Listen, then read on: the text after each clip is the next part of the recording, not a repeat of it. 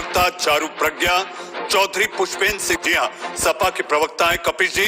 सबसे पहला सवाल आपसे, किसान आंदोलन के नाम पर षड्यंत्रकारी काम पर। मनीष जी, बहुत सीधी सी बात है।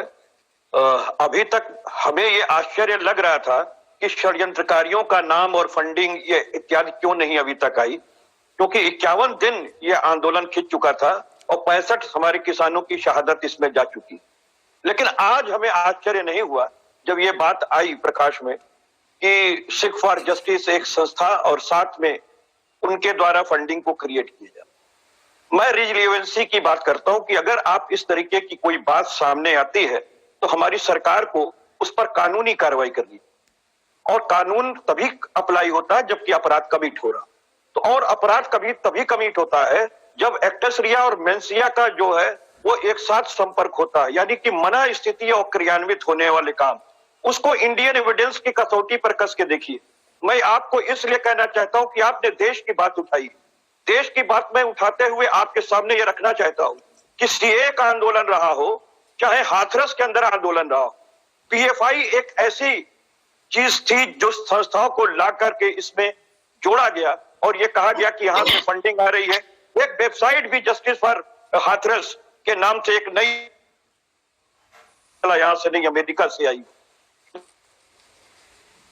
लेकर के और पीएफआई को वहां तक लेकर के आने के बाद कोई भी सुसंगत तथ्य एक दूसरे के साथ नहीं जोड़ा कि वो फंडिंग अगर चली थी तो हवा में तो चली नहीं थी, एक अकाउंट से दूसरे अकाउंट में आई होगी। आखिर वो किसके अकाउंट में आई?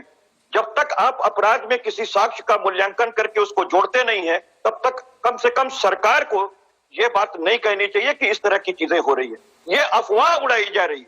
अगर इसकी रेलिवेंसी है तो सरकार का दायित्व है कि ऐसे अपराध पर नियंत्रण लगाए और तत्काल कार्रवाई करे।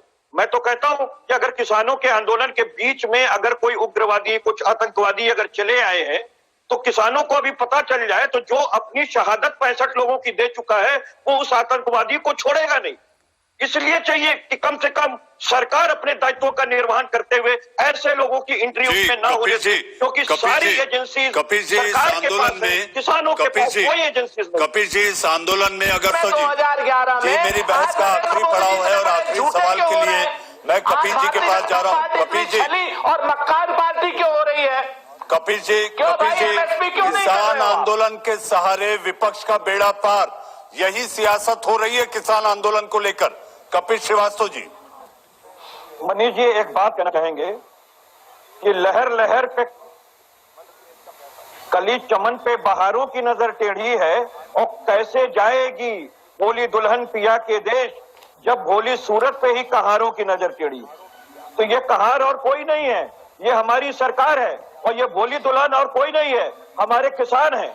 हमें तो झूठ मूठ बारातियों में शामिल किया जा रहा है, हम तो नैतिक रूप से इनको समर्थन दे रहे हैं। क्या ये इस देश का विपक्ष क्या अपने देश का नहीं है? क्या पाकिस्तान का है? क्या कहीं खालिस्तान का है?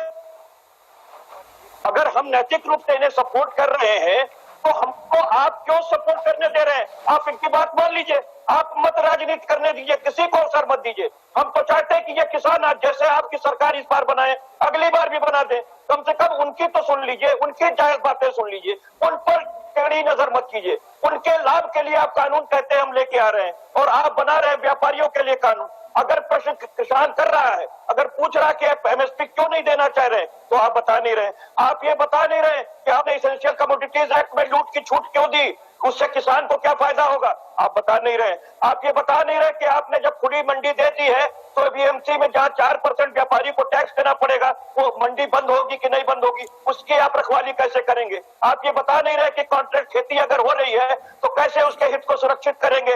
बड़ी बड़ी कंपनियों से एमएयू होने वाले हैं, कैसे समझौता वो करेगा, उसके हित कैसे सुरक्षित होंगे, तो ये बताने के लिए तैयार नहीं है। हम किसानों को हर बार कहते हैं कि हम इस तथ्यों पे बात करेंगे, बुलाते हैं और ऐन मौके पे धोखा देके फिर कपिल जी, मुझे बहस खत्म करनी है, बहस खत्म करनी है। इस समय सबकी निगाहें फिर एक बार 19 तारीख को, जी हाँ, यानी कि 10वें दौर की जो बातचीत होगी फिर जाकर टिकी हुई है कि आखिर क्या होगा। 26 जनवरी के पहले, जी हाँ, 26 जनवरी के पहले फिर एक मौका है। उसके बाद किसानों ने मन बना लिया है कि ट्रैक्टर मार्च होगा। ट्रैक्टर मार्च होगा और कांग्रेस का उसको समर्थन है। मुझे लगता है आप भी समर्थन करेंगे, लेकिन किसानों को एक बात और लगती है कि जहर की शीशी में दवा ढूंढ रहे हैं। ये बातचीत ठीक ऐसी है? चौधरी साहब, छोटा जवाब। किसानों को लगता है जहर की शीशी में बातचीत जो हो रही है उसमें दवा ढूंढने का काम हो रहा है। के दौर पे दौर करते रहो ताकि जो है किसानों को लगे कि कुछ ना कुछ होने वाला है। पर वास्तविक मंशा यदि इनकी होती, मैं स्वयं उच्च स्तर पर इनको समझा के आया था कि एमएसपी की गणना भी बता के सारी आया था कि भाई आप एमएसपी लागू कर दीजिए तो सारे देश के किसान को लाभ होगा, बिहार के किसान को भी जो है लाभ होगा और अन्य देश के पूरे किसान को लाभ होगा। लेकिन साहब, चौधरी पुष्पेंद्र सिंह, चारू प्रज्ञा जी, सुरेंद्र सिंह राजपूत जी और कपिल श्रीवास्तव जी, जी हाँ, देश का सवाल में आप लोग जुड़े, लेकिन जाते जाते मुझे दुष्यंत कुमार साहब की 2 लाइनें याद आती हैं। जी हाँ, हक के वास्ते, फिर एक बार कहना चाहूंगा, दुष्यंत कुमार, जी हाँ, बड़े क्रांतिकारी शायर थे आप। वो कहते हैं, हक के वास्ते सड़कों पर किसान है, हक के वास्ते सड़कों पर किसान है, अब अन्नदाता को आकाश से पथराव का डर सताता है। देश का सवाल में आज के लिए बस इतना ही।